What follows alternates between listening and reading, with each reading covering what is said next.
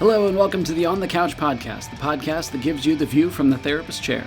I'm your host, John Dennis, licensed professional counselor. You're listening to OTC episode 55 with Aaron Potratz, owner of Discover Counseling.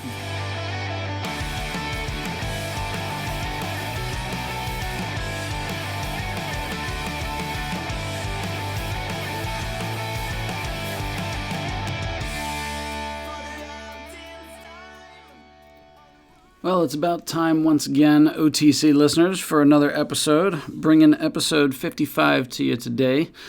And this time we're focusing on boundaries. And this is a topic that comes up so much in individual, family, couples counseling. I mean, pretty much everywhere you hear boundaries get talked about quite a bit.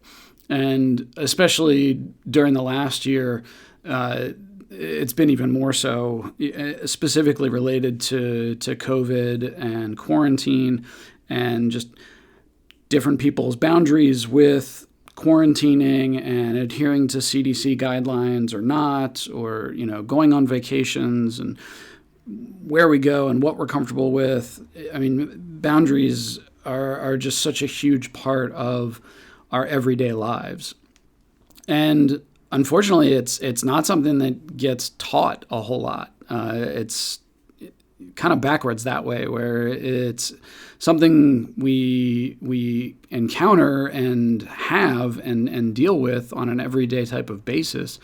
But growing up, your parents don't usually sit you down and explain, hey, these are boundaries. These are healthy boundaries. These are not, or this is how to talk with somebody else about your boundaries.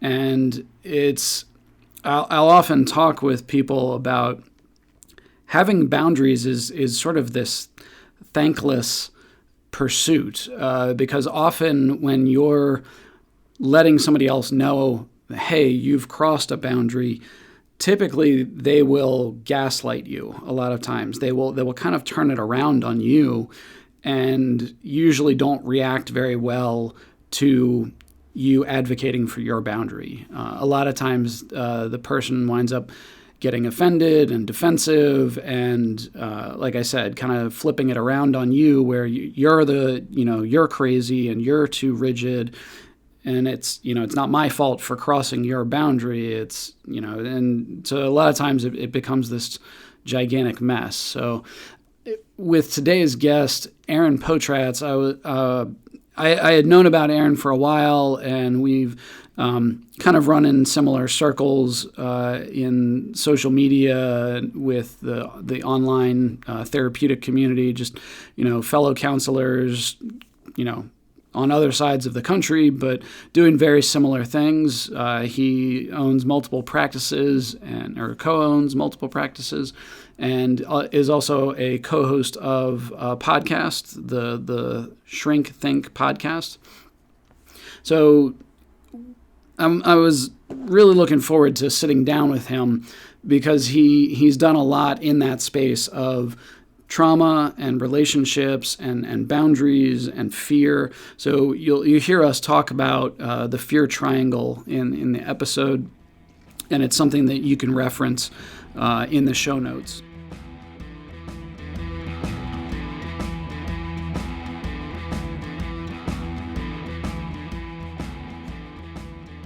Just a bit more professionally about Aaron. Aaron is a licensed professional counselor in the state of Oregon, and he specializes in individual, couples, and family therapy.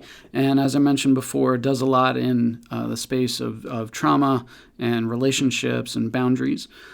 He completed his master's degree in marriage and family therapy at George Fox University, and he's also a nationally certified counselor, a certified clinical trauma professional, and a certified alcohol and drug counselor, all of that in the state of Oregon. If you want to learn more about him, you can visit discovercounseling.com, or you can check out the Shrink Think podcast at shrinkthinkpodcast.com.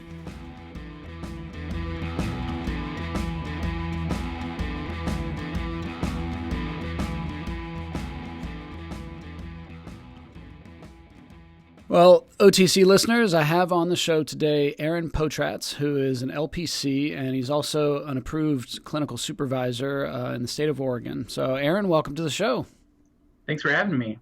Yeah. Thank you so much for being on, and give me the rundown. How did you get into this with counseling and supervising, and then with the practices that you're involved in? Yeah, I kind of stumbled into it at first. Looking back when I was in middle school, I got pulled out of class one time and told that I was a natural helper, and it was kind of news to me. But it was kind of exciting to learn about myself in that way. And from there, I guess I kind of stumbled into it in my undergrad. I majored in psychology. Again, just kind of took some psych classes to be with some friends and decided I really enjoyed it and wanted to see where it would take me. From there, I needed to decide to get a real job and realized I needed to go to grad school in order to do that with a psych degree. So I went into the clinical mental health field and decided I really wanted to do private practice. I had a lot of kind of entrepreneurial stuff in me, and private practice was kind of the way to go for that. So I did that, been in practice for, I don't know, it was about 7, 8 years when connected with my now business partner, Nathan Hawkins. And we started working together and really, really enjoyed sharing the growth side of things, the business side of things. And from there, just started hiring people, getting into supervision. And that's been kind of what I've been doing the last 5 years of seeing my own clients, managing my practices. He and I started a second practice together. He's got his, I've got mine, and then we've got one together. So there's a his, mine, and ours component there. And we've just been really on this journey of, putting into clinical practice what we learn with our clients into supervision and into the business side of things. And I just feel like it accesses all the different parts of me, the analytical side and also the creative side. Okay, and sorry, where'd you do undergrad? Where'd you do grad? Yeah, good questions. I went to Seattle Pacific University. I'm originally from Seattle, Okay. born in Oregon, raised up in Seattle, and then I planted back down here after undergrad when I got married. So it was kind of a crazy, I don't know if you want to hear this part of it, but you're going to get sure. it. I met my wife first day of college, and we dated, graduated college, like 6 months later, got married, and then like a month later I started graduate school here in Oregon at George Fox University. Wow. And yeah, so I did all that stuff pretty young. I was driven, knew kind of what I wanted to do as I was following this leading every step of the way, and it's just been a roller coaster ever since. Wow. Okay. And in terms of the his, mine, and ours practices, what are the names of the practice? Yeah, it's always confusing. So if you think about it in that way, the his, mine, and ours, the his is life encounter counseling. Mm-hmm. The mine is discover counseling. It's kind of a double entendre of discover counseling. Mm-hmm. And then the ours is like a mashup of our two names, Life Discovery Counseling Services. Okay, nice. And is there a specific focus that you have in the work that you do, a niche that you're kind of carving out? Yeah, for myself, and Nathan's very similar to me in this way. I see a lot of trauma clients, so I actually really love the complexity of it. I love all the neuropsychology, all the brain stuff that goes along with that, the brain body stuff. And then I also see a lot of couples and people with like relationship problems or relationship issues. In my undergrad at Seattle Pacific, I took a bunch of classes from Les Parrott, who's written a number of books. He and his wife, Leslie, created the Symbis, Saving Your Marriage Before It Starts, which I use in my practice. And he just kind of ignited a passion for relationships. And so I do a lot of that kind of work too. I guess those would be kind of the two main areas. Okay. And obviously with trauma and relationship issues, I mean, a lot of times those go hand in hand, but always going to be a need for both of those. So, especially on the other side of the COVID-19 stuff, it's going to be a lot of need for both, but it seems like more and more the trauma side of stuff. That had to have been Yeah, pretty cool to take classes from Les Parrott. yeah, it was. He's a really, really neat guy. Obviously, very, very smart guy. Passionate about what he does, and he knows the craft. He's really good at it. He knows it, and I did some work on the side with him, and yeah, he's the real deal. I mean, he just knows his stuff, and I'm really grateful for everything that he ignited in me. It's interesting. There was a class that I took from him where really this was like to me, like the beginning of my academic development personally and professionally. I can't even remember what the class was, but we had a research project and it might have been something about relationships. And really, I didn't know a whole lot back then. And so I did some research project, presented it, and like he just gave me a scathing review. It was like, really, that's really dumb. You don't know anything what you're talking about. And Wow. I was Okay. really, I mean, he didn't say it that way, Oh, but like sure. Yeah. obviously, you know, We're all now uh, dumber for having heard that. I award you no points. Yeah. exactly. That's pretty much how it felt. But it was, he was gracious about it. But the thing for me was like, wow, I really don't know what I'm talking about, and I want to. And I Mm, think that was kind of a turning moment for me of deciding I really want to master this. I really want to master what I'm going to get into. mhm. And I think that awareness of I really don't know stuff has been kind of maybe a progression in my life now of like when I don't know stuff, I want to go out and I want to learn it. And I've been curious and learning ever since. Yeah. And I find that such a just a yeah interesting point of when you get out of undergrad, it's like, okay, and now it's time for grad school, and you get out of grad school and you're like, yes, all right, passed the exam, I got my certificate, and, oh, now it's time for licensure. Oh, okay. And then you get licensed and you're like, okay, I've made it finally, yes. And I think once we get licensed, that's when the real work begins. Is okay, now you can really start to hone in on something and really figure out, yeah, what do you want to specialize in, and get some trainings and get some certification and things like that. And especially with relationships, it's always kind of mind blowing to me that you don't have to get that. You could just get the license and be like, I'm a relationship expert. Yeah. Yeah, I think each person needs to really know themselves and kind of develop their passion based on what they've been involved in. That's something I've been learning as a supervisor and business owner over the last couple of years, is this idea of really niching down or helping my supervisees identify their ideal client. It's really interesting as counselors. When you think about the business side of things, helping counselors to market themselves and to know who they are and to say, yeah, this is what I'm good at and this is what I want to do for a living is always really hard because counselors don't want to market themselves. They don't want to say, oh, I'm great at this because it sounds like we're bragging, and we just want to care about people and help them. But I found that the more we do that, the better actually we can connect our lives and our story with what we're doing and help people, I think, in a much more specific and effective way. Sure. Yeah. And something I've found in starting the podcast and just really diving into private practice, group practice, and the landscape, throughout the country and throughout the world of, people that are experts in the business side of it, the consultation, the supervision of, yeah, you need to, excuse me, need to kind of focus in on a niche, and like you were saying, the marketing side of it. It's the other thing that's always so mind blowing to me is what they didn't teach us in grad school about that business side of things. Yeah. I know Joe Sanok and Allison Pigeon are usually Yeah. pretty big on that. So, all right, and in the work that you do with trauma and relationships, I know you and I had talked a bit, and you focus some on boundaries. And yeah, we were saying that's such a huge topic. Can you kind of we'll start with the broad brushstrokes and then kind of drill down into it. But what kind of work do you do around those issues?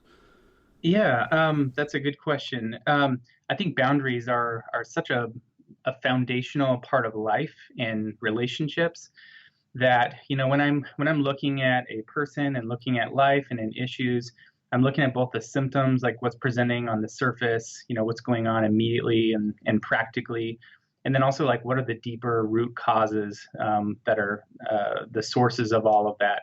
And so when I look down, usually there's like a foundation crack, or like if you think about a house, if a foundation isn't level, if it's got some problems, then everything that's built on top of that is going to have some problems. Um, so in terms of boundaries, I think boundaries kind of give us a couple of really basic things that we don't realize just how critical they are to both ourselves and then our relationships with people. One is a sense of safety and security. So if you think about the four walls, and actually this is a great conversation for this COVID-19 thing right now, in that we're having to do lots of like phone and video sessions with clients in their homes, with their families running around. And so there's not the privacy of the four walls here.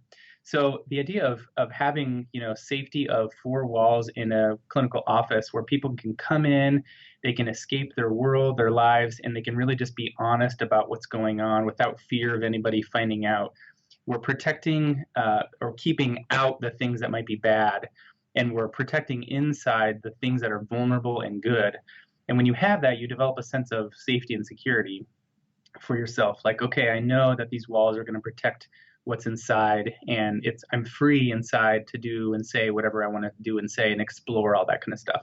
And so that's the other thing too, is that once you have that safety, it gives you a sense of freedom to be able to explore, whatever it is you want to explore, knowing that we're not going to do anything harmful or dangerous or damaging because we've kept those things out. So when you have boundaries, good, effective boundaries that are stable and strong to keep that stuff out, then you can have a healthier self that can explore all kinds of things. And of course, you'll make some mistakes here or there. But when you're keeping criticism out or shaming out, for example, then you're free to make mistakes and to grow from that stuff. Same thing with your relationships. You don't have to worry about the other person betraying you or backstabbing you or doing something really harmful to you. Of course, again, people are going to do things in relationships accidentally that'll hurt each other. But we have the freedom and opportunity to explore that and restore in relationship with one another. Okay. And I just keep coming back to that idea of it's something I think we all struggle with at points. It seems like nobody gets through childhood or different life experiences without some struggles with these things. Why do you think that is? Yeah, so in my boundaries work, I talk about a couple of kind of types of people, a couple of camps that we tend to fall into. One would be people that don't have very good boundaries, whether it's through not getting good modeling in their families of origin growing up, not having people teach them, the value of boundaries. So you can get a camp of people that maybe just don't really know what boundaries are, or if they do, they're afraid to set them. They don't want to hurt other people's feelings. They don't want to create conflict and have to deal with that in a relationship, or they don't want to be seen as somebody who, is somebody who says no because that is a bad thing for whatever reason. So you get one camp of people that are maybe have very poor boundaries with themselves, and obviously that can result in all kinds of things: people pleasing, becoming a yes man, yes woman. All kinds of things like that. Or then you also get another camp of people who maybe they've seen some people in their lives who had very poor boundaries, and they said to themselves, I don't want to be like that. I'm going to create strict boundaries for myself. And they're really good at setting boundaries, maybe too good at setting boundaries. And so the problem, exactly, too rigid. And so the problem with that then is that they limit the amount of intimacy and vulnerability and connection that they can have in relationships. And so they're very protected, unlike the people in the first camp, not very protected, but they might be very close to people. On the other side, this other camp of people, they're not as close, but they're protected. So I think people generally tend to fall into one of those two camps. Mm-hmm.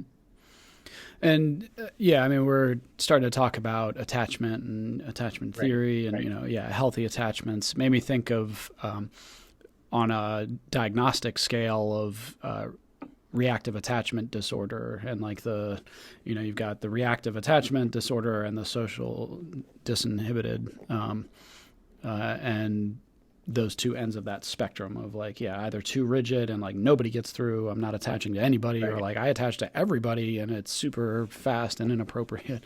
Right. And in your work with relationships, I imagine you see this a lot. What, I, yeah. yeah, go ahead. Sorry. Yeah, I was going to say, what are some of the things you see people struggle with the most within those camps? Yeah. So, if you start with the idea that we all just, remove everybody from your life, all your relationships, if it's just a lot of people come in because they're just unhappy with themselves, or they're just really struggling with stuff within themselves. And so I think with the self is the first place I like to start. I do some internal family systems work with people, which is this idea that we have all kinds of parts of ourselves that help protect us and serve us in various ways. But at our core, we have this self that's like our truest being, that reflects, or that I should say, that is who we are and is reflected in all these different parts.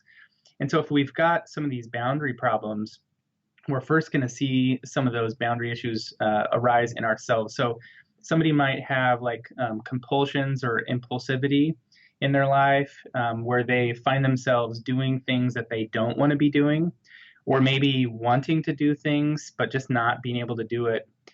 For example, doing things they don't want to do, serial sexual relationships with various partners, or addictions, people who essentially see that they don't want to be doing that, but they just can't find a way to stop doing that. That's like an internal boundary problem for themselves. Or you can get some people on the other side where they want to do something. A lot of people have a drive to be better. They want to grow. They want to work through something. They want to overcome maybe a bad habit. Maybe it's somebody who came out of an addiction and they want to, improve that or whatever. And so then internally, they're wanting to do something, but something keeps stopping them, or they're torn about something. Oh, I want to do this, but I also want that. And so you get this internal struggle. And so that's like a boundary problem, because one part of you wants something and maybe doesn't have any boundaries. And another part of you wants something else and it has too many boundaries. So internally, those boundary problems play out when you think about it from that perspective. And working through that and helping repair those relationships inside, so that people can have the right kinds of boundaries and amounts of boundaries with the different parts of themselves, I think helps, again, give that safety and freedom for them to function in relationships. So that's kind of the first part of it. That's a huge, amount of people that come in, and like I said, you have all the symptoms on the surface, and then when you dig down, this is a common thing among a lot of people that I see. So, just because somebody might struggle with this thing on the surface or on the outside, probably underneath, they're going to struggle with the same kind of internal boundary systems that all of us struggle with. So I like to normalize that and help people understand that, we're all struggling in some way. So then the boundary issue with relationships then would be, just a manifestation of what's going on inside. So if I've got, something, maybe an inadequacy or a fear that's going on inside and that's not very well protected, then outside I might seek somebody for comfort, or somebody to help make me feel better.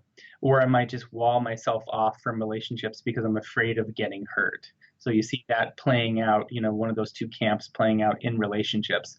And then usually people want to have closeness and they want to have, support and meaning in their life. And that's usually through love and intimacy and relationship, especially right now during this shelter in place time.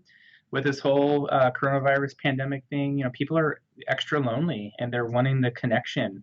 And it's really revealing some of these disconnections that people have had if their boundaries are too rigid, or even on the other side, if people are really hungry for those connections and they just are dying without them, not having them is kind of exposing, the inadequacy of both of those scenarios. Sure.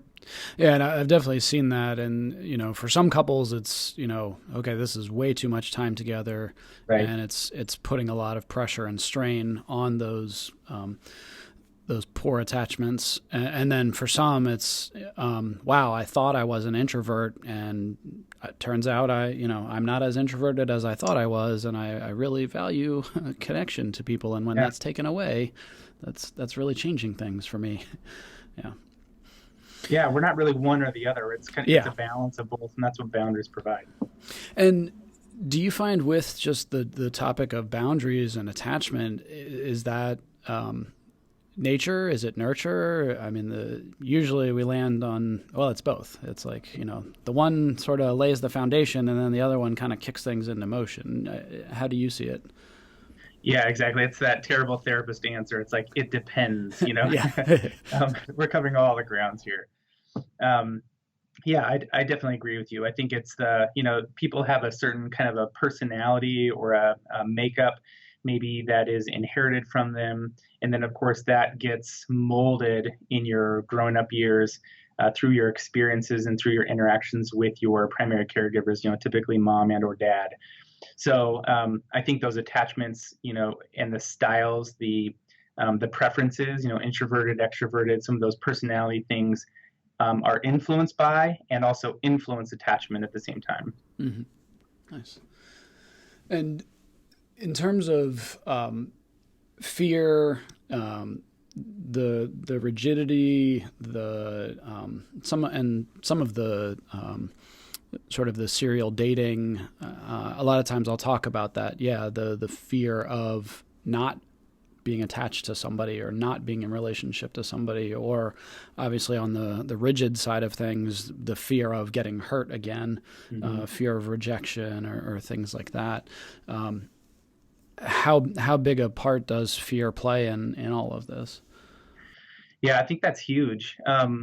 Fear is such an interesting thing. I've really been exploring it for myself personally over the last number of years and just trying to work it out in my practice as well over the last few years. And I've come to see really there's a huge amount of fear that goes into life in general, but especially with ourselves. Are we going to find something out about ourselves that we don't want to be true, that we fear is true? Or is somebody else going to see us in a certain way that they're not going to like, they're going to reject us in some way? Are they going to do something to us that somebody did to us before? So there's a huge amount of fear, I think, that goes into things. One of the things I do in my work is called the fear triangle. And it was based off of Karpman, Karpman, Karpman's dreaded drama triangle. I think it was from like the 60s. And the idea is that they're like a triangle with a point at the bottom, and on each one of the points you have a different role that people can play. And in a relationship you can move around the triangle and have an interaction with somebody from a different point on that triangle, from a different role. So the top 2 points would be persecutor and rescuer, and then the bottom one would be victim. And so the victim is always going to be one of the points on the triangle, because every persecutor needs a victim, and every rescuer needs a victim, somebody to rescue. So in a relationship where there's fear, maybe somebody has some fear, or usually both of them have some fear in their background, some injury that's happened. I'll talk about that in a second. This wound that's occurred to sort of put them on the triangle, so to speak. They'll do this little dance in their relationship where they're trying to work something out from their past with this partner. And so somebody maybe who's got too rigid boundaries will be hurt by somebody, and they'll become a persecutor and say to the other person, how dare you do that to me? Or, you said this and you shouldn't have said that. And so they've made the other person, or they've made themselves, well, I guess it can go back and forth. So they made the other person, the persecutor made themselves the victim. And then also in doing that, maybe the other person says, oh, I didn't mean to, I'm so sorry. They put themselves back into the persecutor role to sort of take that power, isolate themselves, protect themselves from getting hurt again. So a persecutor's got some really strong boundaries typically to protect themselves. And a victim is somebody who has been hurt and really has no sense of responsibility. It's just things are happening to me and there's nothing I can do about it. I'm just like this victim. And then the rescuer role would be on the right side, or I always draw it on the right side. Person who just wants to make things better and mend it, and they're willing to sacrifice themselves and whatever for the relationship. And that's like two loose boundaries, for example. Mm.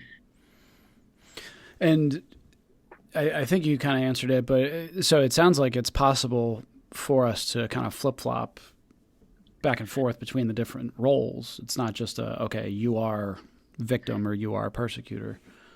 Right. Because if you think about your own injuries, if you're in a relationship and somebody hurts you, at times you want to be the injured party and you want to say, hey, that hurt me, that affected me.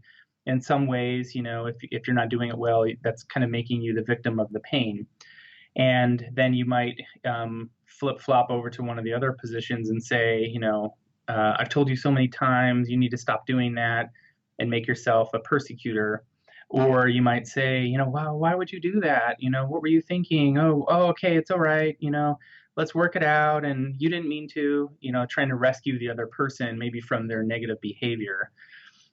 So yeah, we can definitely move around, and the craziness of it is kind of why I think Cartman called it the dreaded drama triangle, because once you get on, there's no getting off, and the whole thing ends when somebody agrees to be the victim, and it doesn't really matter which one the other person decides, but when one person decides, okay, you're right, it's me, I'm at fault, I'm the victim, it's over because there's no more fighting. Mm. And is this typically, we're talking in relation to other people? Do we do this Right. with ourselves also? Yeah, I think that's interesting. I've thought about that a little bit.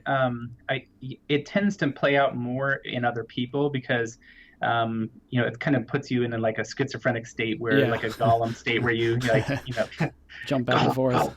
Yeah, you kind of need somebody else to blame, but it certainly can happen inside where maybe you do something that you didn't want to do, and you then turn to yourself inside and say, "Oh, that was stupid. Why would you do that?" You're persecuting yourself essentially. So yeah, it absolutely can happen.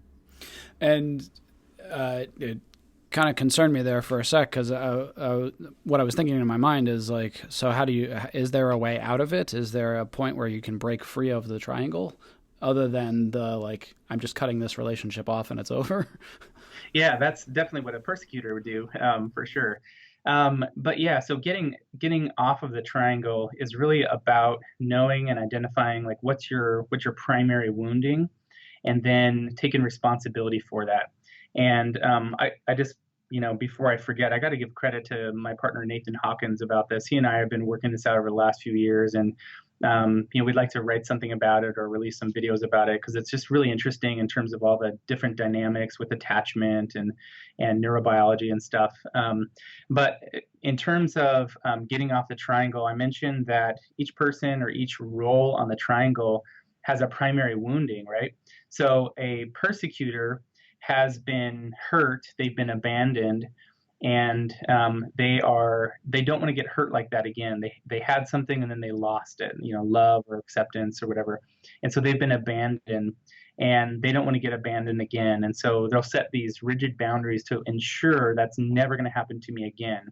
They might get involved in relationships and decide I want to, be close to somebody, but when push comes to shove, that level of vulnerability and intimacy is just way too dangerous, way too scary. And so they'll sort of wall themselves off or keep some guards up. The rescuer, on the other hand, typically has got some wounding in the past of rejection or unacceptance. And this is like, you don't really know if mom or dad love you. Maybe they have said it before, but then they could get mad at you or critical toward you. And so you don't really know where you stand with them. And so just not knowing where you stand puts you on this like hamster wheel of, okay, I got to do something to make things better, or I got to do something to make them like me or accept me. And as long as I'm doing those things, then I can have that acceptance. But the fear is if I don't do that, then I'll be rejected. And so you can kind of see like that how that can play out in relationships, where if you don't know what that fear is, and if you don't take responsibility for it and really try to change that dynamic, move into your fear and say, okay, this happened to me in my past, but you're a different person and I'm not in the past, I'm in the present now. I wonder what would happen if I were to open up to you, or if I were to be more vulnerable with you and learn a new way of interacting. So there's definitely a component of change inside that has to happen in order to face that fear. And it's not like the fear just goes away. We just develop some courage alongside of it, to deal with it. And we have to take up that responsibility for ourselves and say, somebody hurt me. I was a victim at the time. Something happened to me, but I'm not a victim now. I got to take the responsibility myself and try to work towards rectifying that and making that better. And once we can do that, we start working our way off of the triangle, because we're no longer letting it control us and spin us around, but we are taking the initiative and using our own volition, to face the things that are difficult for us and to not perpetuate those cycles. And I want to repeat something that you said there, because I think that's so important to highlight, is the idea that the fear doesn't ever fully go away. The potential for that is always there. It's just we develop the awareness and some of the courage in the face of that fear. And that is how to break out of that cycle. Man, okay. Yeah. And, for most of us, we've all got a story. Something has happened to us in our life that we wish didn't happen, that was painful. But when you, can accept that and make that part of your story, it can actually become part of your healing and part of your message, I guess, or your purpose moving forward. Being hurt in the past can actually turn into helping and caring for people in the future. Mm-hmm. Definitely. Yeah, obviously, I mean, much of the helping profession is built off of that. I always say, like, every doctor, nurse, social worker, like, usually we're trying to right some wrong or save somebody that, something from a past life kind of thing. Mm-hmm. And in terms of fears, I mean, does it just boil down to the fear of failure, the fear of being rejected as like those two big ones? Are there other ones that you really see a lot of? Or? Yeah, those are obviously some huge ones.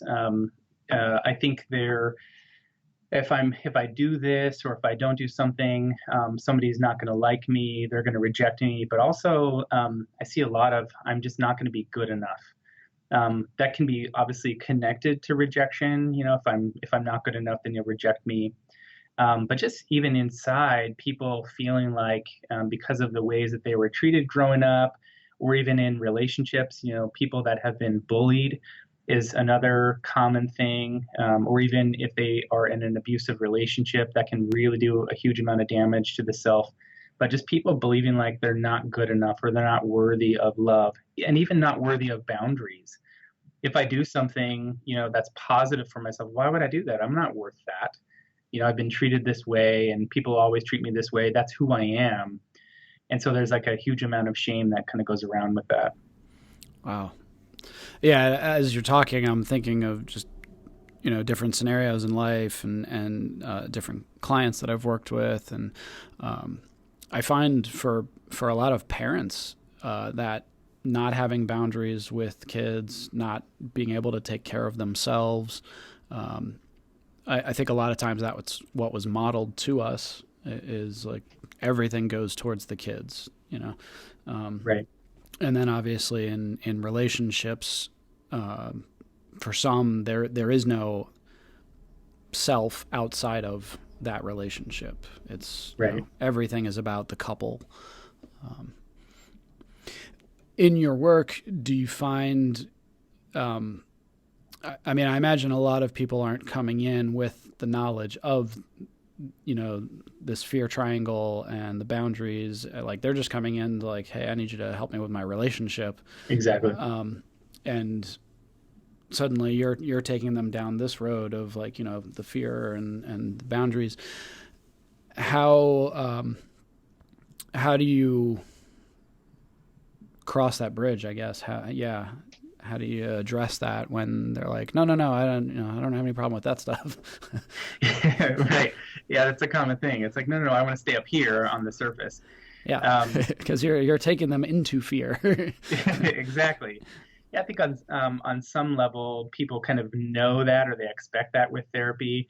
And when it happens, I'm happy to joke about it. Like, hey, they'll ask me a question like, why do I this or what's going on here? And I'll, tell them, well, you're not going to like this answer. This is probably what you were afraid you were going to hear, but that's the truth. Um, and it's a slow series of steps. I think, you don't immediately jump in unless somebody is really, really ready to go down there.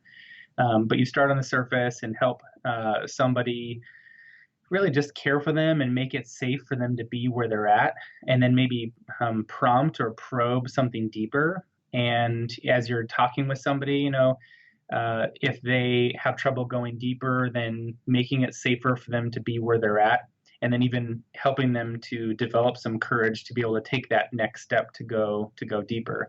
But ultimately, I think that's kind of how it goes. I call it sort of a series of informed consent. Informed consent in our field is really just sharing with people what's going on and giving them as much information as possible. Because I always tell people information is like power. If you know what's going on and why we're doing this, then you can feel like you've got a sense of control. Things aren't just happening to you. So just walking somebody down that path, usually when they ask some of those questions and I start describing this stuff, it's like these light bulbs go off in people where like I'm describing them to themselves. Yeah. In a way, yeah, I can see in a way that they've never really heard before.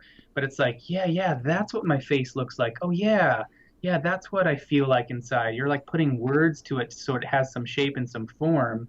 And even though it might be painful, it's also really hopeful because if you know what's going on, then you might have an idea of what to do about it. Mm-hmm. And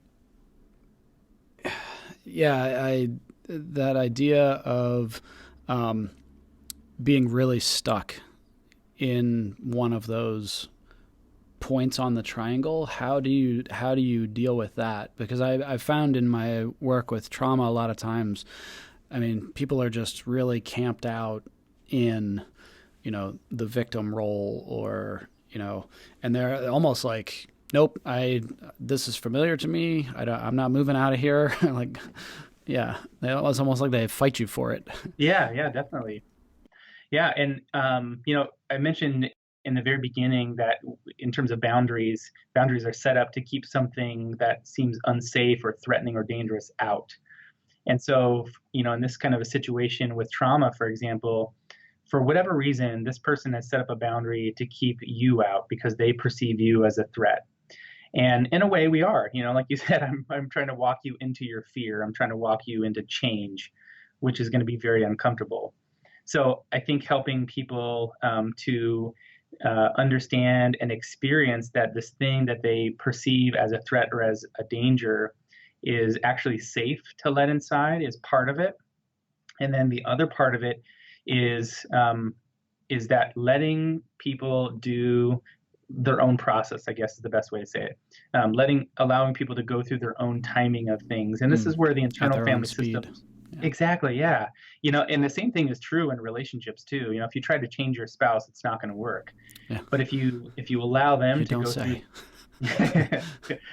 there's your nugget for today. Yes. Don't try to change your spouse. They'll only put up the resistance and fight back. But that's exactly what happens in therapy. And so if you can just listen and help them to feel comfortable sharing and show them that you value their voice, maybe there's a part of somebody that is resistant, but some other parts that really want to go there. We need to take the time to listen to that part of somebody because it's part of them. It's telling them something that maybe they haven't reconciled yet or they didn't realize was a problem for them. Mm-hmm. Or maybe it's reminding them of something from the past and they need some clarification, or maybe they just need to know that they can come to you and say, hey, this is really uncomfortable. Are you going to listen and care? Mm-hmm.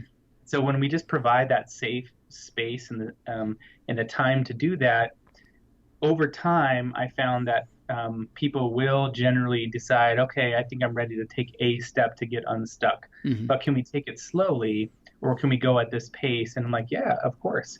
And so it's really them making the change, and I'm just walking alongside them rather than I'm pulling somebody forward and they have to follow. Sure. And I liked, Lori Gottlieb talks a lot about therapists and social workers as like you're helping edit somebody else's narration. Yes. kind of like you were saying, walking alongside them as opposed to directing it. And with the different roles on that fear triangle, as you're talking about it and explaining it to them, is it you get to a point where it's, where do you see yourself, you the client, or is it, me as the therapist saying like, I'm noticing elements of the victim or the rescuer, or how do you typically approach that?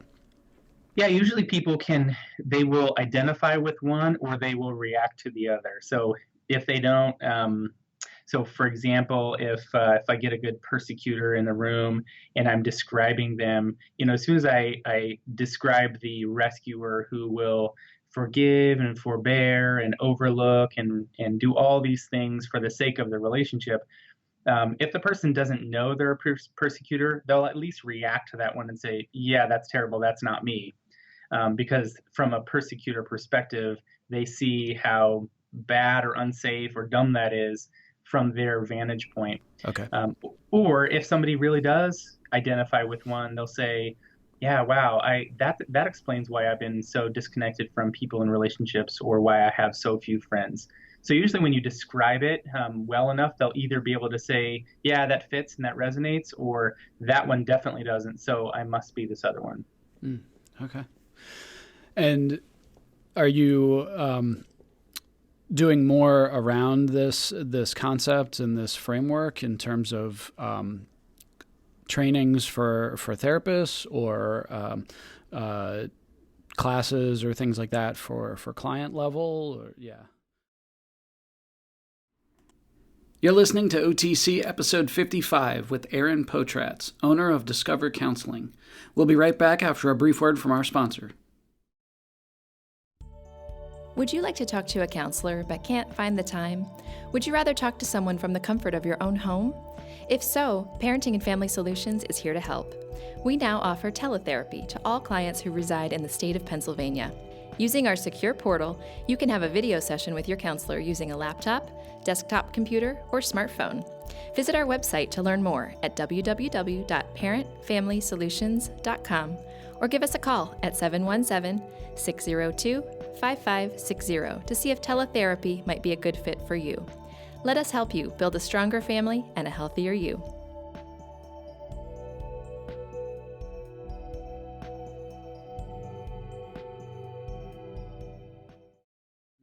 Okay. And are you doing more around this concept and this framework in terms of trainings for therapists, or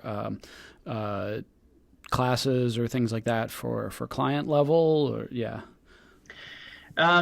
Something I'm working on. I've got lots of energy and lots of balls being juggled right now. But it's definitely something that Nathan and I have talked about doing, putting on an e-course for clients. But we do train our staff on this, and they're pretty familiar with it and can use it with their clients as well. But it's still something that we're trying to kind of flesh out and take from what our experiences have been and put down in words. So we're still in that process. Sure. No, I'm loving it. I could see where this could be really valuable for a lot of clients that I'm working with. So I'll be interested to kind of see it, mapped out. And in terms of the work with boundaries, how do you help people to improve that or change that? Same thing of coursework or things like that, and any practical steps that you can give? Yeah, that is something. So same kind of idea with boundaries. And these are a couple of big things that I've been investing in the past several years. And specifically with boundaries, it's something that for whatever reason people have really responded to. I've taught a class on boundaries numerous times, and people just have loved it. And I found it personally valuable as well. So I started developing an e-course for it starting it earlier this year. And then, of course, the whole coronavirus thing interrupted that. Yeah, right. So I'm trying to get back on track with that. But that will kind of map out the steps of, what are boundaries? How do you identify them? Which camp do you fall into? And then what are some of the practical things that I can do to sort of work out some of the boundary problems?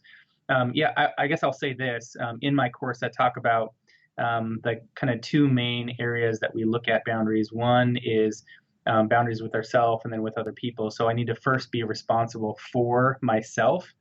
And once I can be responsible for my own stuff, my own thoughts, my own emotions, and then my own actions, when I can take responsibility and accountability for those things, then I'm safe to be in relationship with another person. And that's when I can be responsible to you. I'm not going to put things onto you that are not your responsibility, or expect things of you that you can't do because I need to do them for myself. And instead, I'm going to ask things of you that I'm already asking of myself and doing for myself, and vice versa. And so the interesting thing is, when you do those things for yourself first, you begin to attract those same kinds of people, and you're not attracted to people who are not doing that, because you know what that feels like for yourself. So working through that is some stuff. I'll have some practical stuff in my e-course that'll come out later this year. Okay, nice. And I imagine you also kind of go over the fear triangle and different elements of that as well. Yeah, that'll be in a different e-course probably. There's the element of fear, I think, that goes into that when you talk about emotions. One thing I like to say about fear is that's always interesting if you take some time to really reflect on this, is fear usually causes us to react in a defensive way. Mm-hmm. And that defensiveness is meant to protect us from something. So if I'm afraid of something happening, then I'm going to do something to prevent that from happening. And that defensive action usually causes the very thing that we don't want to happen. Mm. So for example, if I'm afraid of rejection, then I'll say to somebody, well, I'm just not going to get close to you. I'm going to sort of, keep you at a distance or whatever. And then when you stop calling me, I'm like, I knew you were going to reject me. You don't want me around. Yeah. But we don't usually see that, it was my fear and that defensive, distancing that caused you to say, well, he must not care, so I guess I won't call him. Mm-hmm. So, I've always heard it said that anger is fear's bodyguard. That idea of, the reaction to it. And I liked what you were saying there with a lot of times it almost becomes that self-fulfilling prophecy where the thing we were afraid of, we made it happen, so to speak. That's right. And if you were speaking to everyone about fear and boundaries, is there something you would try to teach or try to impress upon them that you feel everybody needs to know about these topics? Yeah, especially in this time right now with this coronavirus, I'm seeing a lot of memes or messages going around about, like, it's okay to, lack motivation right now. It's okay that you didn't shower. So it's kind of normalizing some of this mental health stuff, which I think has been great. Mm-hmm. And so in terms of boundaries and fear, I just would love to normalize it. Like, everybody is walking around afraid. Some people look like they're afraid. Some people look like they have no fears, but there are, even people who are, well-known artists, performers, they put up this front and trying to look good because they're afraid that they're really nobody inside, or they're afraid that maybe this is all just a facade, and if everything were to fall apart, then, who would I be? I mean, everybody's got one fear or another. So just thinking about it like that, when you're looking out at a crowd and like, okay, who's that person? Wow, they look really confident. And maybe they are in one sense. But underneath that confidence, there's also some fear of something or some insecurity about something. Mm-hmm. And so that always kind of moves me to compassion, like looking at people knowing, hey, we're all in this together. We're all afraid of something, insecure about something. I can have compassion on you, and that usually helps people to feel more comfortable. Obviously, with certain others, it can take some more time, but just to have compassion on yourself and have compassion on other people, because we're all just trying to get by and to manage our fears, just like everybody else. Yeah, no, I think that's so well said, and one of the things that I'm hopeful will come out of all of this pandemic is even more growth in the area of mental health. and that is something that I've seen is a lot of focus, like you were saying, on the, hey, it's okay to, sort of like mindfulness put into practice or put into a meme, so to speak, of like, it's okay if you want to, come out with a six pack and able to, run miles and miles, and it's okay if you don't. Like, if you have the other kind of six pack, you just want to sit on your couch and drink it. Yeah, there you go. That's okay too. And yeah, the mental health is important, and it's going to be important. I mean, it always has been, always will be, but like especially on the other side of this, like we're saying, I can't imagine the impact that this is going to have on fear for a lot of people. Have you already started to see some of that? Yeah, definitely. I think it's really exposed a lot of things in people. It's certainly for myself as well. I've even found, just like it's the like sort of psychological term to be like unrepressed memories kind of a thing. And it's not as dramatic as that, but my body has remembered some stuff from when I was younger that I had to kind of soothe and comfort and work through early on in this process. And I've seen that in a lot of other people as well, where just the pressure, the uncertainty of all of this, and even just being cooped up and the lack of connection to other people has brought out a lot of stuff in people, whether it's fear or anxiety or just loneliness. And I think that's going to be something ongoing. It's good in a way that it's brought this stuff up for people to deal with, but it's also really hard and it's painful. And you kind of wish that, when everything was already difficult, that this other bad stuff didn't have to come with it. Yeah. But it is, and I think that's the avalanche we'll face afterwards. Sure. Yeah, it's as I'm in the midst of it with my caseload, a lot of times I find a lot of it right now is more the like triage kind of stuff of like, okay, we're just checking in. We're going over the like, how are you doing? Are you staying safe? Are you staying sane? Let's not go picking at any major wounds just yet. Right. Because I think for a lot of people, it's that sense of, okay, we'll tackle that on the other side of this. Yeah. Yeah, and that's tough because that stuff doesn't just pause. I mean, it's there. Yeah. It's just at bay. And just waiting to come back. And when it does, I think it's really going to have a big effect on people, unfortunately. Sure. Well, and there's a line in the Broadway musical Rent where they're at a support group, and the one guy explains like he's a New Yorker, so like fear is his life. Like fear, it's with me all the time, and even as you and I are talking about it, that the fear as the therapist of, okay, I don't want to take them into some of those major things. I want to like stay at the surfacey kind of stuff, like for fear that, something bad is going to happen. And like you said, it's the concern of it's always there. It's, it's not going to go away, just not looking at it, not talking about it. And so, yeah, like I keep saying, just seeing what things look like after this or on the other side of it. Yeah. So are there other things you'd like to highlight or you'd like to share with listeners? I don't want to put you on the spot too much with projects you got going on or anything, but yeah. Yeah, I guess just it would be good to mention the self-compassion piece. That's another huge kind of thing that's been moving in our field and in mainstream media very recently. Definitely goes along with boundaries, along with fear. Certainly goes along with all of this pandemic stuff that's been happening. I think we, and I struggle with this myself, and I try to practice what I preach as a therapist so that I can talk with clients honestly about it. But I think self-compassion is just such a huge part of growth.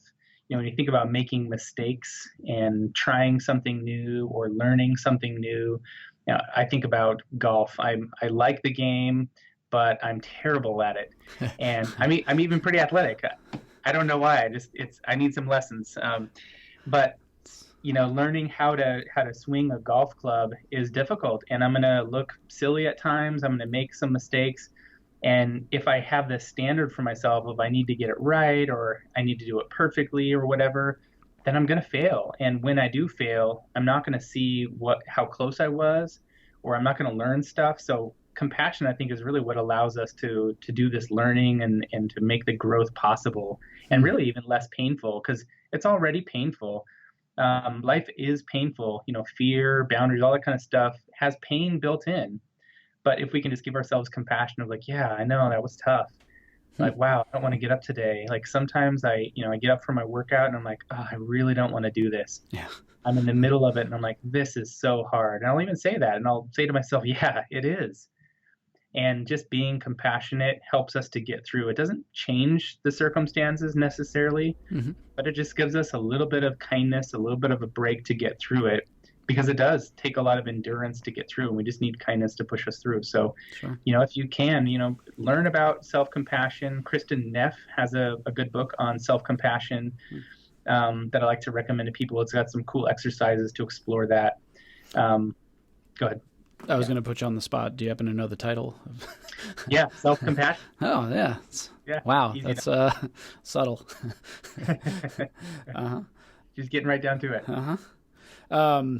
Yeah, I really liked the that analogy of golf. It really made sense to me, and I would probably not take it a step further, but anybody who has played golf with me can know that I'm definitely not any kind of avid golfer or not skilled at it. You sound like you're my kind of player there. Yeah, there you go. I more enjoy the cart and the sun and the camaraderie. Exactly. But they teach you, you think of like a baseball player trying to go yard and hit everything for a home run and like just crush it. And they teach the same thing with golf, that like you actually just want to like loosen your grip and like let the club lay there and like, effortlessly, freely swing it. You're not trying to crush the ball, because doing that makes it go all over the place. And the same kind of idea with compassion for yourself of like, just loosen your grip a little bit and, let the club do all the work. Yeah. Yeah. And that's a huge part of trust. You have to really trust that the club is going to do that, or trust that everything's going to be okay. Yeah.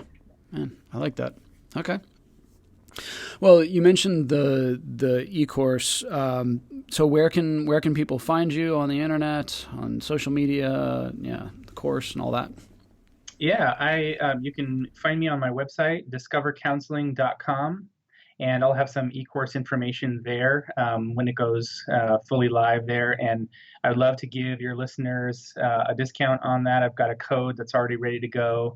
It's on the couch 25, nice. On the couch 25. So 25% off of my e-course, where I walk through all this stuff and have some handouts and stuff. And then I'm also on social media, Instagram, and I've got a Facebook page at Discover Counseling, and that's DiscoverCounseling. It's not the British counseling. The double L, as exactly. Clay Cockrell has. Sorry, yeah, I was saying the double L, Clay Cockrell, who's huge in the online counseling space globally now. So, yes, he went with the double L. So maybe as I get into that space more, I will upgrade to the two L's. But for now, there you go. That. It's more expensive, that second L. Exactly. Well, yeah, thank you. That's so generous, and being able to provide that for our listeners. So I hope people take advantage of that. And Aaron, again, thank you so much for being on the show. It's been great just talking with you about the boundary space and that fear triangle. Those are great concepts that I know. I was taking notes as I was talking with you about it. So I'm definitely going to put that into practice for myself, but also just for the work that I do. So thanks so much. Thanks so much for having me. I really enjoyed it. Yeah. Take care. Bye.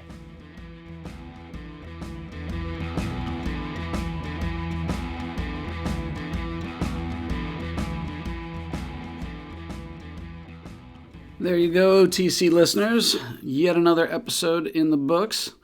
Thank you to Aaron Potratz for being willing to be on the show. It was a pleasure to have him on. And just a huge thank you to our OTC listeners. Your support and comments and questions, the fact that you listen in means the world to me. And this show wouldn't be possible without you all. So as always, Thank you, and I hope you enjoyed the episode. Take care,